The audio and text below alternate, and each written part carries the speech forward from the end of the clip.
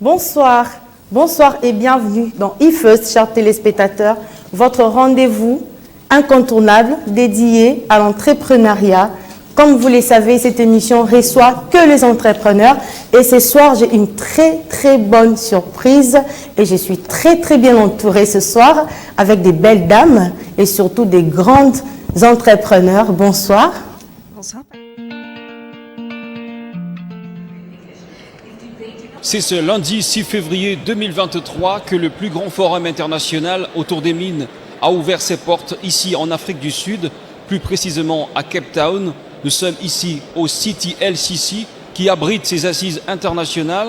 La République démocratique du Congo a été représentée à cette journée d'ouverture par sa ministre nationale des Mines, Antoinette Samba, et plusieurs autorités, parmi lesquelles le directeur général de l'autorité des régulations de la sous-traitance dans le secteur privé en République démocratique du Congo, l'honorable Miguel Katem Kachal, qui est à la tête d'une grande délégation afin justement de rencontrer les responsables des sociétés, des multinationales.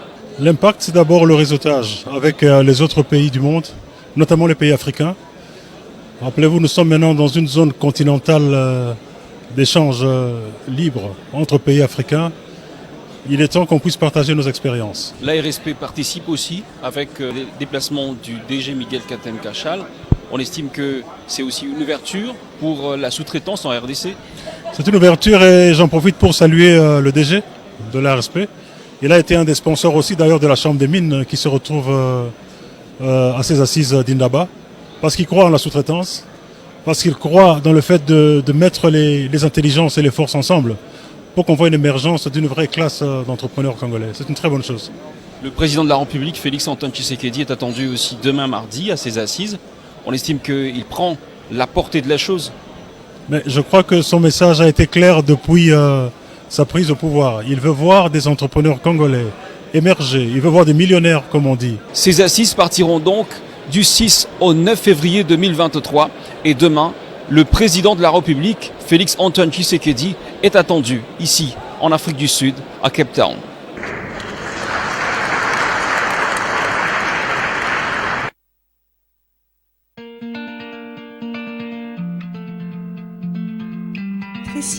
Josepha Moutound, tu peux te présenter une fois de plus parce que moi je sais qui tu es. Oui, donc pour ceux qui ne me connaissent pas, je suis Josepha Moutound. Je suis entrepreneur à Kinshasa, ça fait 7 ans. Je suis dans le cosmétique et dans la restauration. Et Tissia Moukouna, bonsoir. Bonsoir. Ça va? Ça va très bien. Celle qui ne cesse de nous nourrir avec le café, le délicieux café. C'est ça, avec le café toujours. Oui. Et là, on est en train d'avoir de nouveaux projets qui, j'espère, vont te surprendre, Patricia. Comme d'habitude. Vraiment, comme j'ai fait avec Josepha, pour les téléspectateurs qui ne te connaissent pas, parce que moi, j'ai déjà une grande idée de qui vous êtes et de ce que vous réalisez dans ces pays. Alors, une petite présentation, ça fera vraiment du bien aux téléspectateurs. Alors, je m'appelle Tissia Moukouna, je suis la fondatrice et la directrice de La Quinoise, un café qui pousse à Kinshasa, plus précisément à Mongafula. Aujourd'hui, on est en vente dans 4 villes de la RDC, à Kinshasa, à Matadi, à Boma et à Lubumbashi. Et voilà, on aura l'occasion de parler des autres projets. Voilà, chers téléspectateurs, voilà, vous avez au moins eu une idée de qui elles sont, mes invités de ce soir. Alors, blé, pécule, monnaie, thune, ce qu'on appelle, ce qu'on nomme tous argent, c'est notre thème de ce soir. Parlons cash ce soir avec mes très chères dames, mes très belles dames qui sont là avec nous. Voilà, Tissia Moukouna, Josepha Moutound, parlons cash. On dit quand on est entrepreneur, on a de l'argent, c'est vrai? Non, je pense qu'en entrepreneur, d'abord, on se sacrifie. On investit notre argent ou l'argent qu'on a pris à la banque ou par des investisseurs ou encore des subventions, mais on investit. Il faut savoir que quand on est entrepreneur, les premiers mois sont difficiles, on ne se verse pas de salaire. Il ne faut pas qu'on confonde l'entrepreneur avec ce que j'appelle le businessman bling bling, c'est-à-dire quelqu'un qui, avec les premiers chiffres de son affaire, achète une Range Rover, achète une montre Rolex, excuse-moi pour citer les marques. Non, il n'y a pas de souci, hein, pas de souci. Mais une personne, en tous les cas, qui est dans le show-off et dans l'apparat, en pensant qu'être entrepreneur, c'est tout de suite ressembler je sais pas quel homme d'affaires un peu entreprendre dans un luxe. Et encore Bill Gates s'habille très modestement, mais ressembler à une superstar. C'est pas ça l'entrepreneuriat. L'entrepreneuriat, c'est beaucoup de sacrifices, c'est beaucoup de persévérance, et il faut pas que les gens se trompent. L'entrepreneuriat, c'est difficile. Vous faites rêver les jeunes entrepreneurs aujourd'hui, Josepha Moutound. On veut tous entreprendre, être comme Josepha Moutound, c'est vrai? Ah, je sais pas, c'est toi qui le dis. Mais oui, je pense qu'on a une influence positive parce qu'il y a un réveil entrepreneurial au Congo. Ça fait 7 ans que moi j'exerce le métier d'entrepreneur. Ouais. Et j'ai vu que depuis qu'on a ouvert, quand je fais des comparaisons des statistiques, aujourd'hui, il y a tellement de salons de coiffure au Congo. Et ça, je suis contente parce qu'on a une grande population et on ne peut pas que Josepha Cosmétiques servir tout Kinshasa. Donc, le réveil entrepreneurial, il est là. Et bien évidemment, c'est pas parce qu'on entreprend qu'on a tout de suite de l'argent, comme Laetitia a dit tout à l'heure. Ça prend beaucoup de temps. Et on n'entreprend pas aussi parce qu'on cherche de l'argent. On entreprend parce qu'on a un rêve à réaliser, on a un besoin à satisfaire. Et c'est au fil du temps qu'effectivement, on se fait de l'argent, on se fait un nom et on arrive à faire rêver d'autres personnes. Et voilà, et surtout quand on veut entreprendre. Vraiment, cette question, je veux que vous puissiez être honnête, hein, parce que cette émission aide les jeunes entrepreneurs et les futurs entrepreneurs. Donc, vous êtes là comme des modèles. Alors, quand vous avez commencé, actuellement ou pendant un moment, il y a les fonds d'investissement, il y a les prêts bancaires et tout. Est-ce que vous avez tiré l'un de ces tiroirs, honnêtement? Honnêtement, bon, chacune a son expérience. En ce qui concerne moi et mes soeurs, parce que moi je suis pas seule dans le business, je pense que tout le monde le sait un peu. Josepha Cosmétiques, c'est une entreprise familiale. Je suis cofondatrice et mes 2 autres sœurs donc participent à l'évolution de Josepha Cosmétiques. Quand Josepha Cosmétiques est née, on avait déjà nos économies et après, bien sûr, on a dû se faire un peu pousser par la banque. Il n'y a aucune banque, la plupart des banques n'ont pas cru en nous. Donc, on a eu quand même quelques personnes de bonne foi, des banques, donc qui nous ont accompagnés. Et oui, parce que ce n'est pas évident. Ce n'est pas toujours évident. Surtout avec le niveau d'entrepreneuriat, le niveau de service. C'était quoi, en fait, la procédure? La procédure, c'était d'abord faire un business plan. C'était d'abord avoir un rêve. C'est un rêve d'enfant qu'on a réalisé. Hein. C'est quelque chose qu'on voulait faire depuis longtemps. Moi, j'ai toujours été une passionnée d'esthétique dans ma famille. C'est moi qui faisais les cheveux à tout le monde. J'adorais la beauté. Et après, on s'est dit, bon, il est temps de matérialiser ce rêve. Pourquoi pas faire un salon de beauté à Kinshasa, là où on a tous les services au même moment, parce que quand on regarde, il y a 7 ans, il n'y en avait pas. Pour les cheveux, il fallait aller chez... Et quand vous faites ces business plans, il y avait un budget?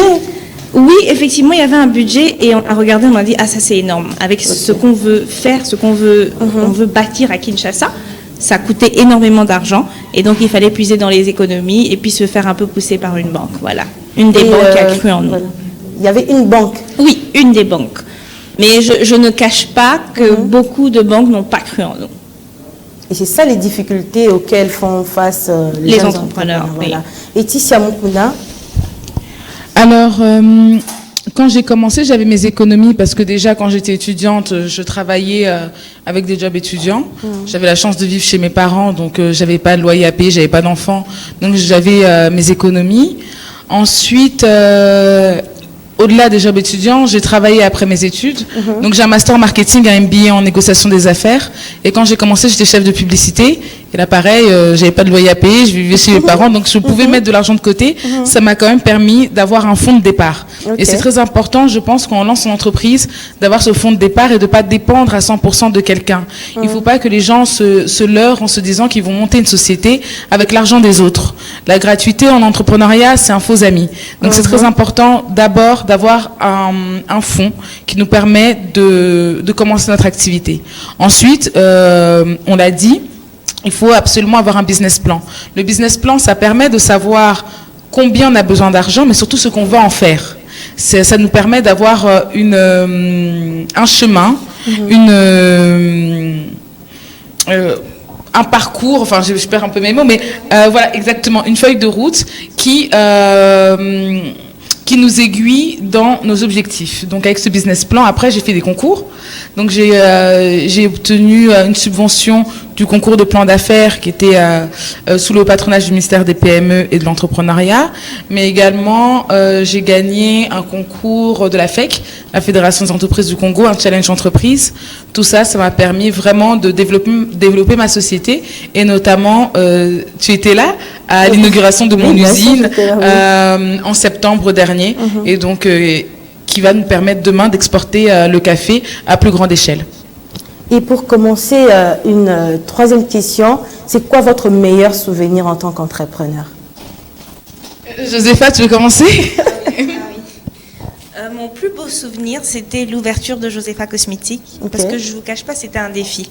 On avait peur, nous on a étudié, on était entre la France, l'Afrique du Sud, donc on n'a pas grandi tellement au Congo, et revenir après les études, c'est pas toujours évident. Tout le monde nous disait, mais qu'est-ce que vous faites? Ça va pas forcément marcher, qui va venir? Est-ce que vous avez assez d'expérience? Et quand on s'est lancé, on était face à des réalités. Certaines réalités, on les avait envisagées, d'autres non. Et c'était juste beau parce que finalement, on a relevé ce défi. Et aujourd'hui, on est une référence. Donc moi, je pense que ça, c'est l'un de mes meilleurs souvenirs en tant qu'entrepreneur. Voilà, chers téléspectateurs, sûrement vous vous retrouvez à travers nos très chères dames qui sont avec nous sur ces plateaux.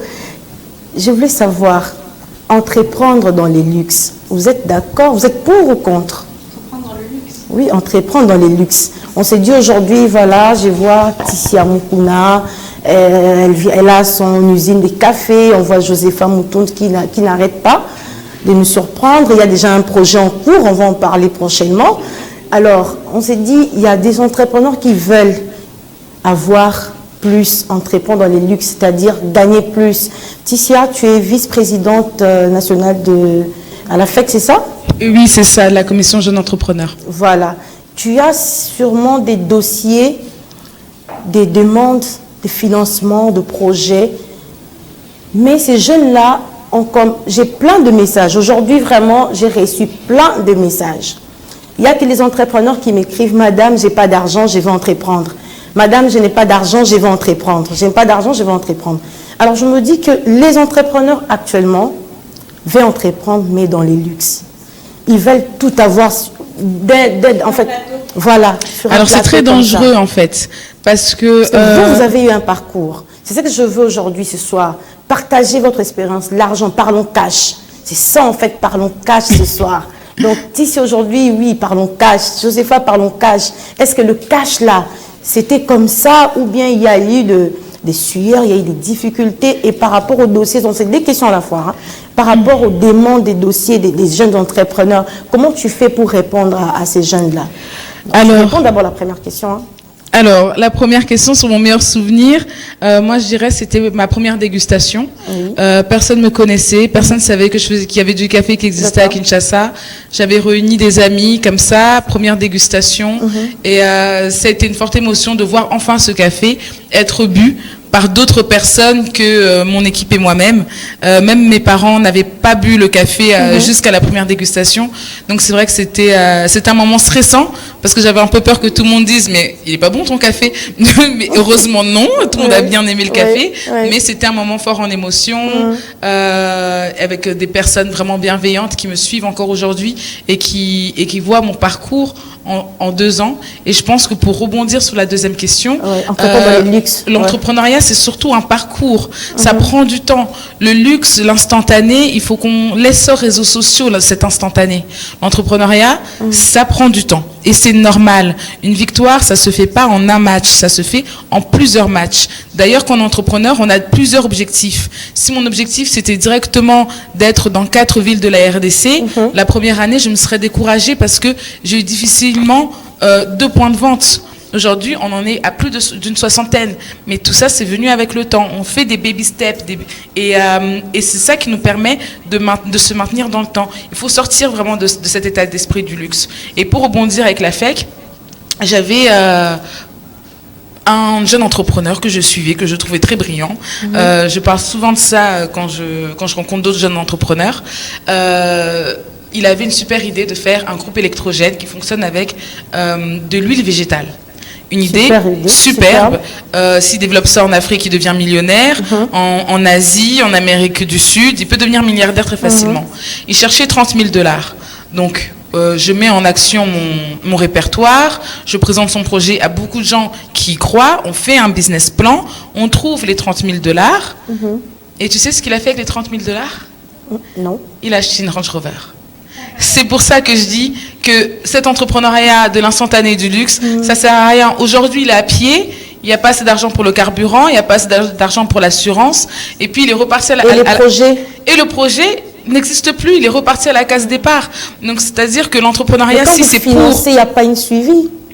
Vous octroyez ou vous accordez directement un budget ou alors là, c'était Orfex, c'était moi et ce jeune que j'accompagnais. Donc quand il a reçu l'argent sur son compte en banque, j'avais aucun droit de regard sur son compte en banque. Il fallait aller mollo, et bien entendu, j'étais très déçue. Et j'ai appris à mes dépens qu'effectivement, avec les entrepreneurs, il faut surtout de la formation. Donc au-delà du financement, c'est de la formation et de l'information. Parce que c'est bien beau d'avoir l'argent, il faut savoir l'utiliser efficacement.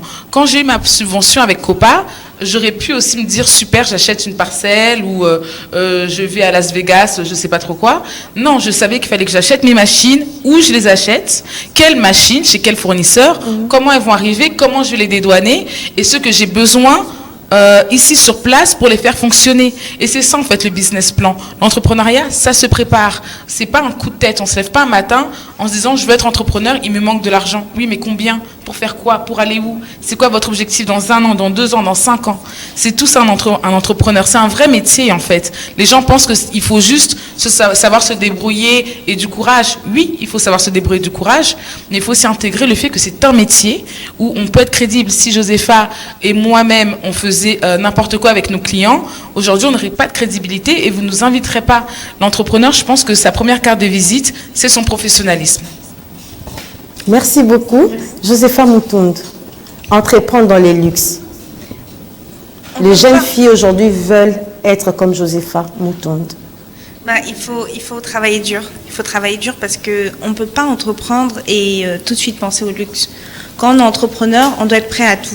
On doit être une personne résiliente, c'est-à-dire qu'on est prêt à dormir par terre, on est prêt à manquer d'argent, on est prêt à se sacrifier, on est prêt à perdre beaucoup d'argent, on est prêt à l'échec en fait. Donc il n'y a pas de facilité. Toutes ces personnes aujourd'hui qui me disent oui Josepha, je veux faire ça, mais il me faut autant d'argent, je dis toujours commence avec ce que tu as, n'attends pas d'avoir beaucoup. Nous, on a commencé Josepha Cosmétiques avec ce qu'on avait. J'avoue qu'il y avait des choses qui manquaient, mais au fur et à mesure, on a renchéri, on a arrangé, on a ajusté, mais on ne se lève pas comme ça et on se dit oui, je veux du luxe. C'est pas possible en fait. Si aujourd'hui je roule dans la voiture dans laquelle je roule, c'est parce que j'ai travaillé pour ça. Quand j'ai commencé, j'avais peut-être pas de voiture, peut-être que je prenais le transport comme tout le monde. Et ça, il n'y a que les gens qui étaient avec moi au début qui peuvent le savoir. Moi, il n'y a rien qui a été sur un plateau, c'est self-made. Il n'y a personne qui m'a poussé spécialement, non. J'avais juste la rage, la soif de réussir et c'est ce qui fait que je suis là aujourd'hui. Et c'est pour ça que je n'arrête pas. Et dernièrement, j'ai beaucoup aimé la photo que tu as postée avec ton agenda en train de préparer un nouveau projet.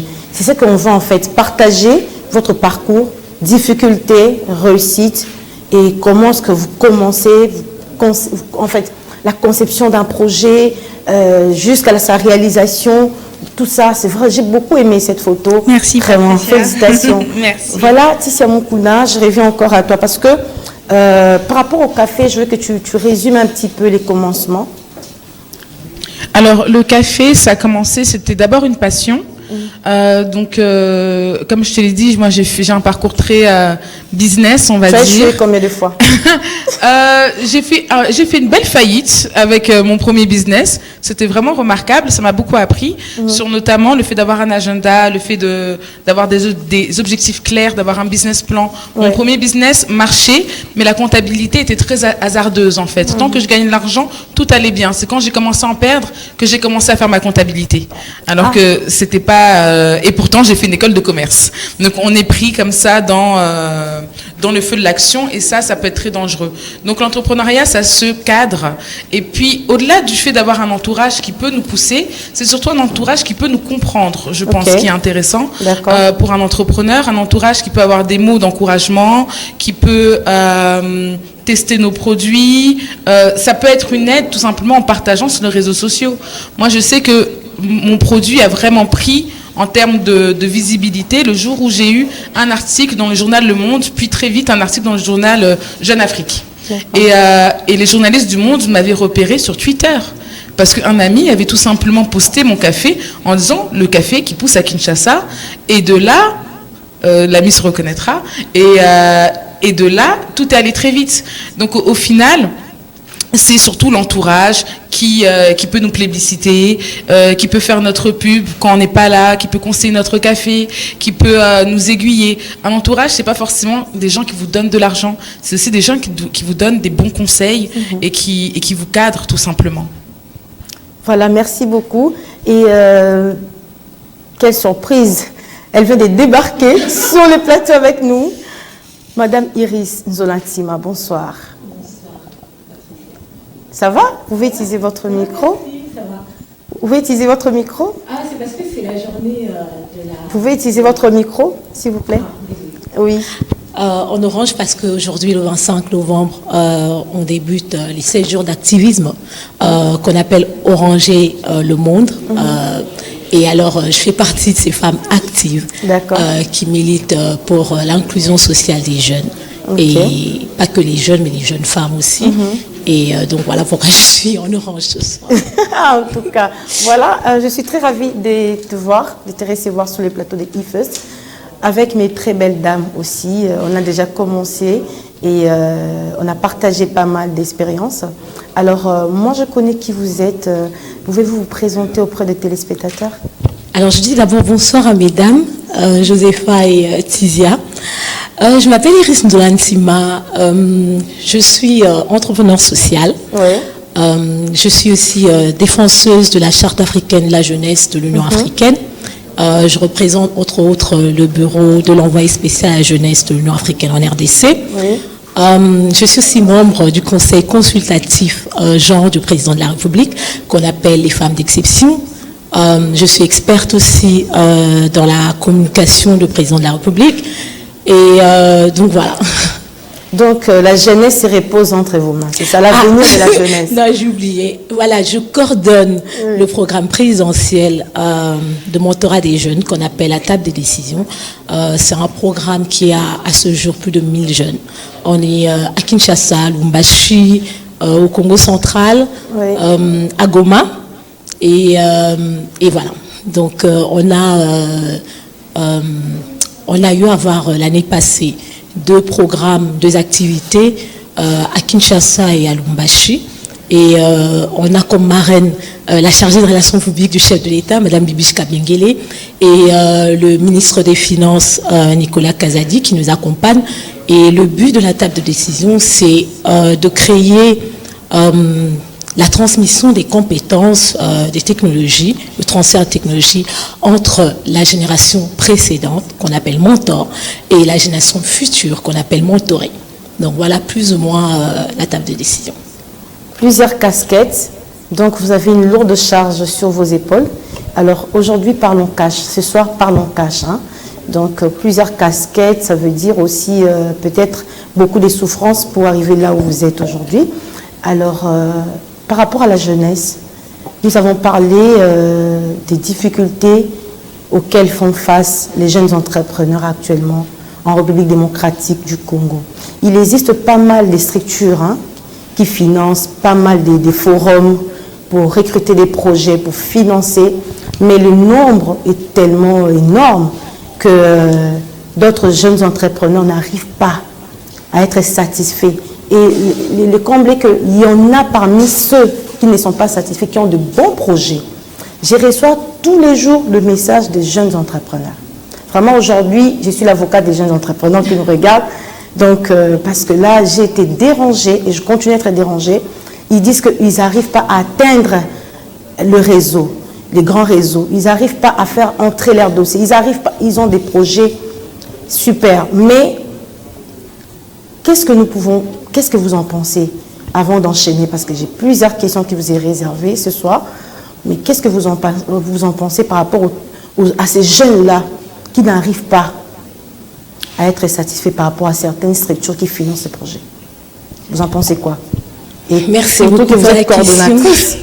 Merci beaucoup pour la question. Alors, j'ai été entrepreneur social, comme je le disais, depuis 2015. Oui. J'ai milité pour l'accès aux serviettes hygiéniques aux jeunes femmes entre 10 et 25 ans. Et je me rappelle encore qu'on se moquait de moi quand j'ai commencé. Je n'avais pas de préparation, s'il faut dire. Je n'avais qu'une vision et j'avais des objectifs, des ambitions à atteindre. Et j'ai moi-même souffert de ce manque d'accès aux serviettes hygiéniques. J'étais en Afrique du Sud en 2010. J'ai fait une année blanche parce qu'à l'époque j'étais jeune et mon père ne voulait pas d'une relation dans laquelle j'étais et il a décidé de couper les vivres.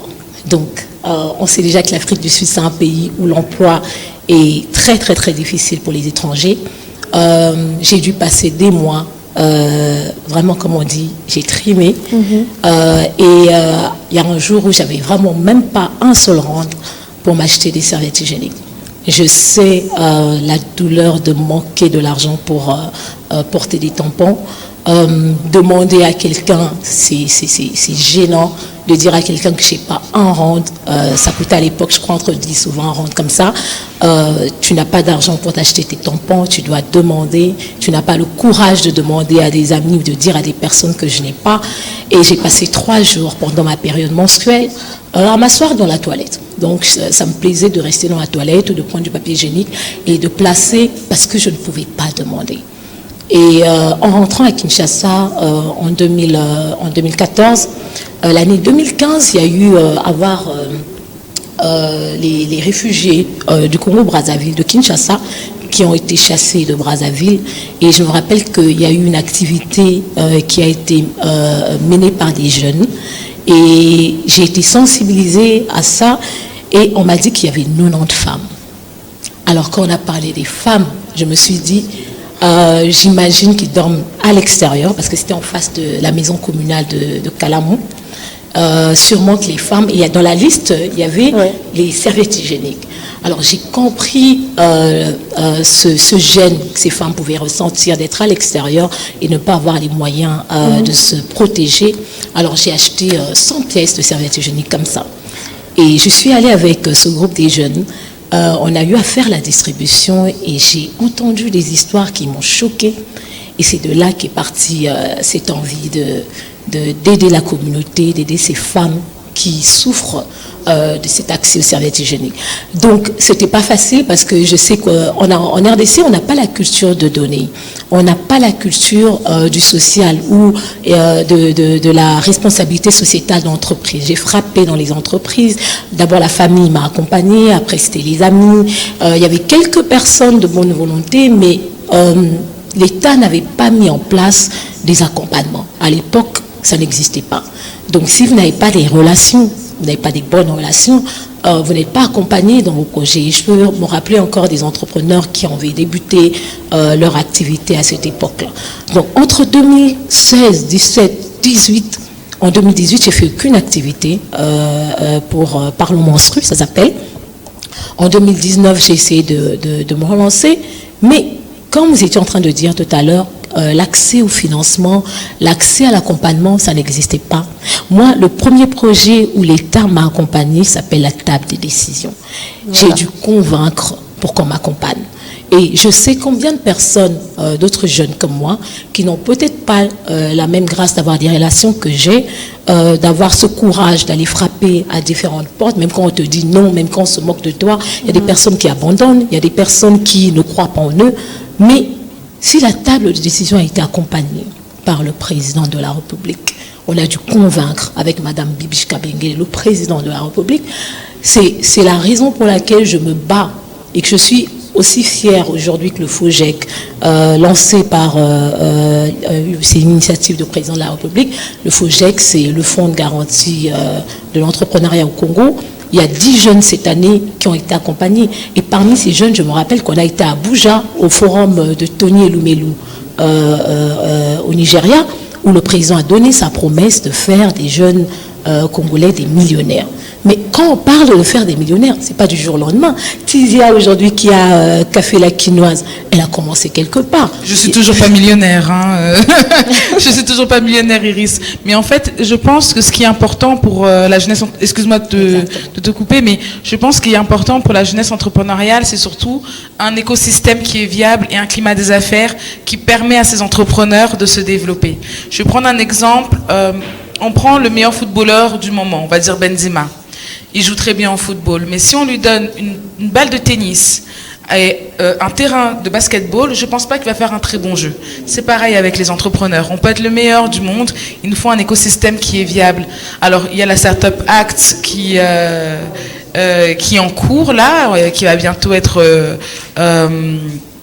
en pratique et plus simplement en théorie, mais je pense que c'est très important de consulter les entrepreneurs, de consulter la jeunesse, les personnes qui essaient de faire bouger les lignes, voir c'est quoi leur réalité et leurs difficultés pour pouvoir répondre de façon très efficace.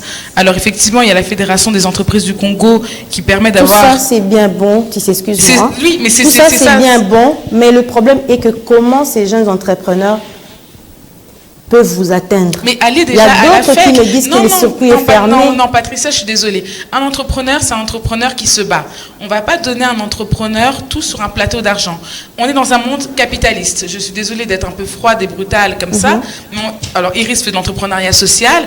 Avec Josepha, on fait de l'entrepreneuriat, on va dire, économique. Mais on est dans un monde capitaliste qui fait que entrepreneuriat social ou entrepreneuriat économique, il faut aller chercher son pain. Personne ne va travailler pour la gloire et ne pas payer son loyer.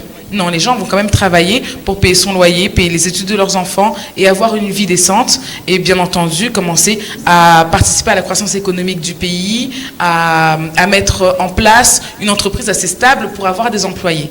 Mais maintenant, si on veut devenir cette personne-là, on ne peut pas attendre comme un oiseau qui attend que sa mère lui donne à manger. On doit aller aussi à la pêche aux informations. L'information, c'est quoi? C'est déjà se déplacer à la FEC. Allez-y. C'est gratuit de demander une information à la FEC. Là où moi je suis vice-présidente nationale, ce matin j'ai eu une activité, j'ai rencontré, il y avait une centaine de jeunes. Oui. On a échangé sur le projet Transform. Vous avez échangé, quel genre de projet qui t'a plu? Alors moi, j'ai aucune décision dans le cadre du projet Transform. Je ne travaille pas au gouvernement. Mais avec mon... Là, la question, c'est Madame Iris qui doit répondre. Voilà. Déjà, elle a dit qu'elle ne travaille pas pour le gouvernement. Si on peut prendre directement Madame Iris. C'est ça, allez. Voilà. Vous pouvez répondre déjà à cette question parce qu'elle a dit qu'elle ne travaille pas au gouvernement. Repose ta question. Alors, non, le cadre, c'était surtout que les jeunes doivent avoir accès à l'information. Donc, avec la FEC, on a mis en place le meet-up où on a parlé du projet Transform. Il y a le projet parce que maintenant, il doit y avoir des projets qui plaisent. Ce soir, c'est un débat. Josepha, tu peux toutefois émettre ton point de vue. Donc, ce soir, c'est un débat. Madame Iris, la question, c'est celle-ci. Hein.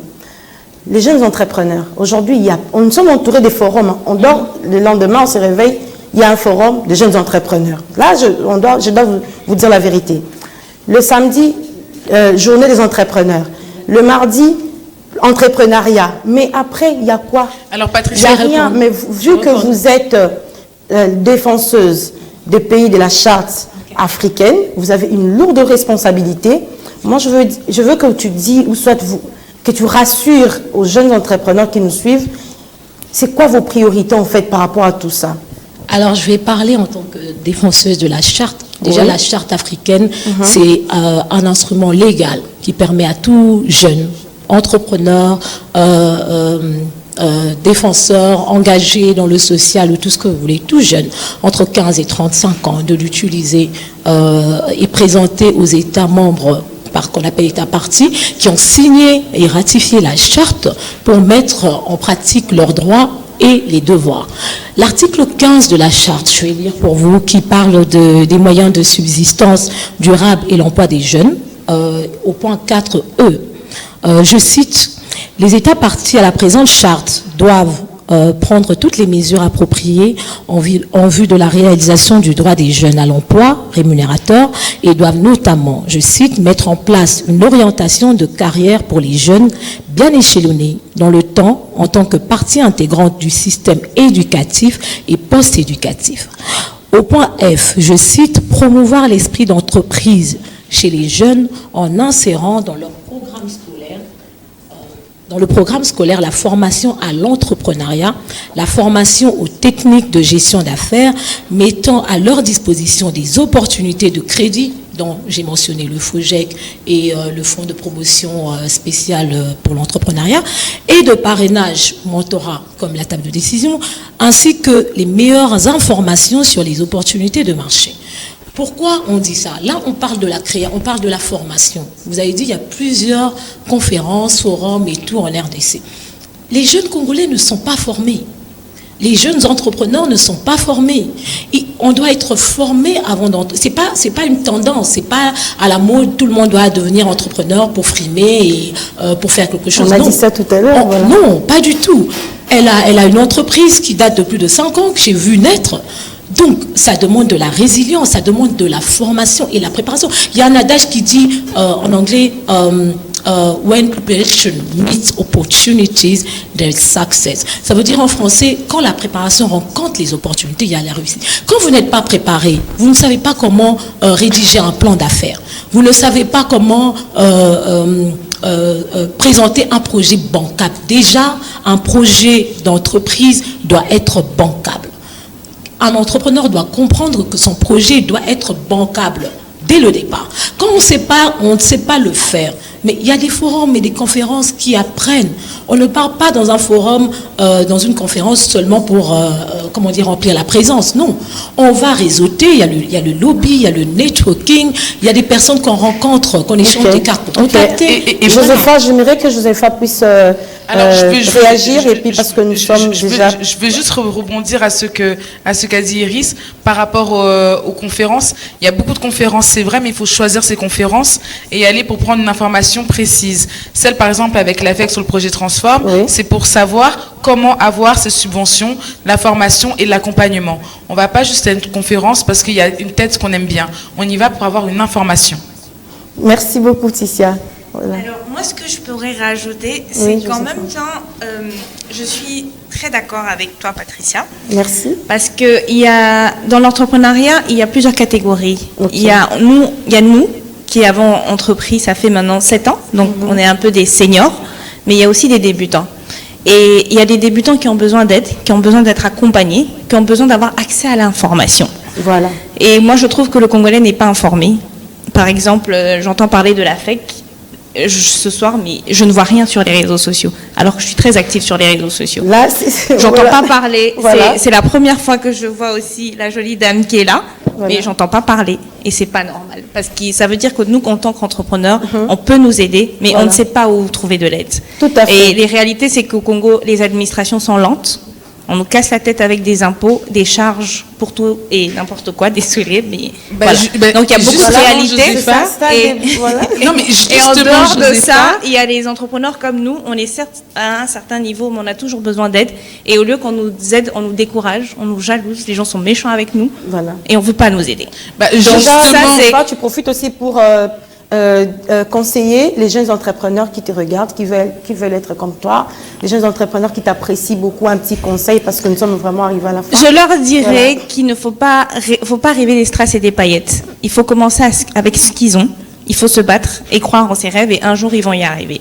Parce que moi j'ai commencé toute seule avec mes sœurs. On a eu beaucoup de difficultés, des gens qui ne nous soutenaient pas, mais aujourd'hui on est là où on est. Et je pense qu'avec des personnes comme Iris, Laetitia, je pense que Ticia, le Congo, il évoluera avec le temps et on aura accès aux bonnes informations et les choses vont évoluer. Mais pour le moment, on a encore beaucoup à faire. Et donc, je dirais courage à tous ces jeunes. Le message est passé, Josepha Moutoun. Ticia, 1 minute. Alors oui, très rapidement, justement, sur ce que Josepha m'a dit, m'a beaucoup choquée. Parce que justement, le fait que vous soyez seul, que vous êtes battu, que vous voyez cette lourdeur des taxes et de l'administration, tout ça, ça peut se résoudre s'il y avait une vraie synergie, un lobby entre entrepreneurs. Cette synergie, aujourd'hui, c'est la Fédération des entreprises du Congo. Alors, j'ai aucune part dans la fédération. J'en parle parce que justement, moi, ça m'a permis effectivement de défendre certains dossiers, notamment des dossiers de douane, pour mettre en place quand même une usine. Tu as vu, Patricia, qui fait plus de 400 mètres carrés. Donc, il faut aller vers les autres entrepreneurs pour que ça devienne une force. Si tu n'as jamais entendu parler de la FEC, Aujourd'hui, c'est le cas. J'espère qu'on pourra te voir et que c'est pas juste aujourd'hui que tu entends parler, mais que tu entends parler bien après. Il y a beaucoup de choses qui se passent en dehors des réseaux sociaux aussi. Beaucoup de marchés, d'accès au marché, passation de réunions. Tout se passe pas sur vos téléphones. Donc, s'il vous plaît, allez sur le terrain également. D'accord, merci beaucoup. Voilà. Je voudrais, Patricia. Bon, voilà. Patricia, je voudrais, oui, Iris, je voudrais sensibiliser quand même nos gouvernants. Il faudrait admettre qu'il y a une discrimination en RDC. Les entrepreneurs sont lésés. Beaucoup d'entrepreneurs ont du mal à émerger, à décoller, et on ne les accompagne pas. Et aujourd'hui, on a une différence entre la culture francophone et anglo-saxonne. Les anglo-saxons travaillent en collectivisme, si je peux dire, en association, en partenariat. On va voir les Sud-Africains, les Nigérians, les Kenyans, les Indiens, ils sont toujours en train de travailler ensemble. En RDC, on a cette compétition de vouloir être mieux que l'autre, d'envier les autres ou de jalouser les autres. Au lieu de se mettre ensemble, on va dans l'individualisme. Et on doit éduquer, on doit instruire l'école secondaire, primaire à la jeunesse ou à ses élèves d'apprendre à travailler en collectivité. C'est très important. Merci beaucoup. Merci à vous, les dames, d'être venues ce soir. Merci. J'espère que le message a été bien passé. Le message est bien passé. Voilà, merci à vous. Quand il y a l'intelligence, voilà, quand on dit entrepreneur, on voit de la détermination, l'intelligence, on voit pas les désespoirs, hein, sur tout ça. Donc voilà, merci à vous, chers téléspectateurs. Retrouvez cette émission dimanche 11h juste, et on se retrouve le vendredi prochain. Au revoir.